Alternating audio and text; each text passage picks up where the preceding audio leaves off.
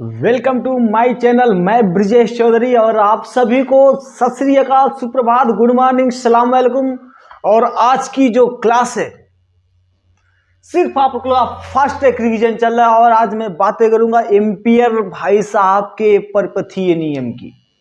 और इसके बाद की क्लास जो रहेगी वो एम्पियर भाई साहब के परपथीय नियम का अनुप्रयोग आपकी, ठीक है। और ये आपका मोस्ट इंपॉर्टेंट 2 नंबर का आप लोग का छपता है पेपर में, एम्पियर का परिपथीय नियम क्या होता है, मात्र दिएगा। और इस क्लास को स्टार्ट करने से पहले जो आज का मोटिवेशन है, यूं ही नहीं होती हाथ की लकीरों के आगे उंगलियां, यूं ही नहीं होती हाथ की लकीरों के आगे उंगलियां, रब ने भी किस्मत से पहले मेहनत लिखी है। चलिए, तो एम्पियर का जो परिपथीय नियम है उसकी बातें करेंगे, ठीक है। सबसे पहले हम बात करते हैं रेखीय समाकलन। रेखीय समाकलन क्या होता है?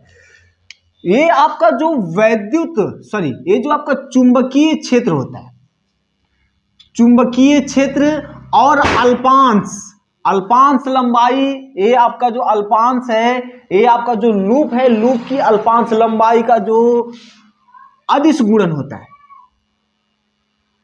ये जो आपका अदिश गुणन होता है और इस पूरे का जो समाकलन होता है उसको हम कहते हैं रेखीय समाकलन। सीधी सी भाषा है, चुंबकीय क्षेत्र एवं लंबाई के अल्पांश के अदिश गुणनफल के समाकलन को रेखीय समाकलन कहते हैं, ठीक। सीधी सी भाषा है कि चुंबकीय क्षेत्र और लंबाई का जो अल्पांश है उन सब का जो इन सब के अदिश गुणन का जो समाकलन होता है, संपूर्ण का समाकलन आपका रेखीय समाकलन कहलाता है, ठीक। इतनी बातें। अब हम बात करते हैं एम्पियर के परिपथीय नियम की। तो एम्पियर का जो परिपथीय नियम है, देखो यहां पे मैंने लिख दिया, यहाँ पे किसी बंद परिपथ के चुंबकीय क्षेत्र के रेखा समाकलन, किसी बंद परिपथ के चुंबकीय क्षेत्र के रेखा समाकलन का मान निर्वात की चुंबकशीलता एवं उस बंद पथ से गुजरने वाली धाराओं के बीजगणितीय योग के गुणनफल के बराबर होता है। एम्पियर भाई साहब का परिपथीय नियम समझने का कोई बहुत ज्यादा ये डिफिकल्ट नहीं है, एकदम सिंपल है। और अगर ये नहीं समझ में आएगा तो ये थोड़ा समझ में आएगा तो इसके बाद इसका जो अनुप्रयोग है वो अगर उस किसी एक एप्लीकेशन को आप पढ़ लेंगे तो ये आपको एकदम ताबड़तोड़ समझ में आएगा। सबसे पहले हम इसको बताने से पहले हम आपको गॉस की प्रमेय पे लिख चलते हैं। गॉस भाई साहब की प्रमेय क्या थी? गॉस भाई साहब ने कहा था किसी बंद पृष्ठ से, मतलब आपका गॉसियन पृष्ठ होता है, ये आपका गॉसियन पृष्ठ है, ठीक। और इस गॉसियन पृष्ठ में आपके छोटे छोटे ऐसे आवेश होते हैं, Q1 Q2 Q3 मान लेते हैं, आपका प्लस है, ये आपका प्लस है और आपका ए भी प्लस है और आपका क्या भाई Q4 मान लेते हैं माइनस है, ठीक है। तो गॉस की प्रमेय के अनुसार क्या था? ये आपका था E into ds equal to sigma Q upon epsilon 0। कहने का मतलब जो आपका वैद्युत क्षेत्र होता है वह जो आवेशों के बीजगणितीय योग का 1/एप्सिलॉन गुना होता है। ये आपकी गॉस भाई साहब की प्रमेय है, ठीक है। एकदम ध्यान समझिएगा, ये आपका कोई गॉसियन पृष्ठ और उस गॉसियन पृष्ठ में आपके 4 आवेश है, Q1 Q2 Q3 और Q4, और Q4 वाला माइनस है। तो यहाँ पे आपका हो जाएगा गॉस की प्रमेय के अनुसार vector E dot vector ds equal to sigma Q upon epsilon 0। और ये जो सिग्मा Q है यह आवेश का योग है, मतलब जितने भी आवेश उनका बीजगणितीय योग है। देखिए ये आपका क्या है, Q1 है प्लस Q2 है प्लस Q3 है, बट Q4 वाला आपका क्या माइनस Q4 है अपान एप्सिलॉन 0। एक गॉस भाई साहब की प्रमेय है। सेम उसी तरह से एम्पियर का जो परिपथीय नियम है एकदम सेम इसी की तरह से। कैसे? मान लेते हैं कि यह आपका भाई ये चालक तार है, 3 4 5 चालक तार है, ठीक है। ये धारा है ऐसे I1 I2 I3 I4, ठीक है।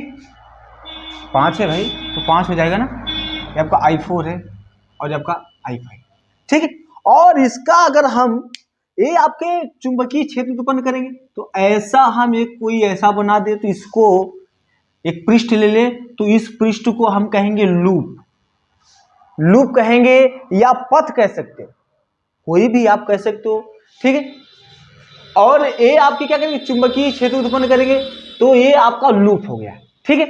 अब देखिए लूप कह दीजिए या आपका बंद परिपथ कह दीजिए, कुछ भी कह दीजिए आप, ठीक है। तो एम्पियर भाई साहब ने क्या कहा, यहां पे गॉस की प्रमेय को अगर देखेंगे तो यह आपका जो Q1 Q2 Q3 Q4 है, ये आपका आवेश है, ठीक है। और यहां पे यह क्या है, सिर्फ और चेंज क्या हुआ, यह आपकी क्या है भाई, धाराएं। तो एम्पियर भाई साहब ने कहा कि किसी बंद परिपथ के चुंबकीय क्षेत्र का रेखीय समाकलन, रेखीय समाकलन मैंने आपको बता दिया कि रेखीय समाकलन क्या होता है, चुंबकीय क्षेत्र एवं लंबाई के अल्पांश का रेखीय, लंबाई के अल्पांश का अदिश गुणनफल का रेखीय समाकलन। यह जो आपका जीरो लगाया गया है बीच में, यह संपूर्ण का समाकलन है, ठीक है। यह आपका क्या भाई, रेखीय समाकलन। तो एम्पियर ने कहा कि जो आपके चुंबकीय क्षेत्र का जो रेखा समाकलन होता है, रेखीय समाकलन का मान उस निर्वात की चुंबकशीलता, निर्वात की चुंबकशीलता आप लोग जानते हैं μ0, ठीक। और उस बंद परिपथ से गुजरने वाली धाराओं के बीजगणितीय योग के गुणनफल के बराबर होता है, ये एम्पियर का परिपथीय नियम, एकदम सीधी सी लॉजिक है। यह आपका भाई इसका जो रेखा समाकलन होगा वह निर्वात की चुंबकशीलता μ0 और उस बंद परिपथ से, उस बंद लूप से गुजरने वाली सभी धाराओं के बीजगणितीय योग के गुणनफल के बराबर होता है। और यहाँ पे जो धाराओं का बीजगणितीय योग क्या हो जाएगा, सिग्मा आई बराबर क्या हो सकता है, सिग्मा आई बराबर आपका ये हो सकता है, देखिए यह आई ऊपर जा रही प्लस ले लेते हैं, यह ऊपर जा रही प्लस ले लेते हैं, और ये तीसरी वाली नीचे आ रही माइनस ले लेंगे, चौथी वाली ऊपर जा रही प्लस ले लेते हैं, पांचवी वाली नीचे आ रही आपका माइनस हो जाता है। ये आपका सिग्मा आई का, ठीक, एकदम सीधी सी लॉजिक। चलिए ये आपका मोस्ट इंपॉर्टेंट प्रश्न है, एग्जाम में बार बार छपता है, तो ये आपकी होगी। अब इसके बाद हम बातें करेंगे आगे की क्लास में एम्पियर के परिपथीय नियम के अनुप्रयोग की।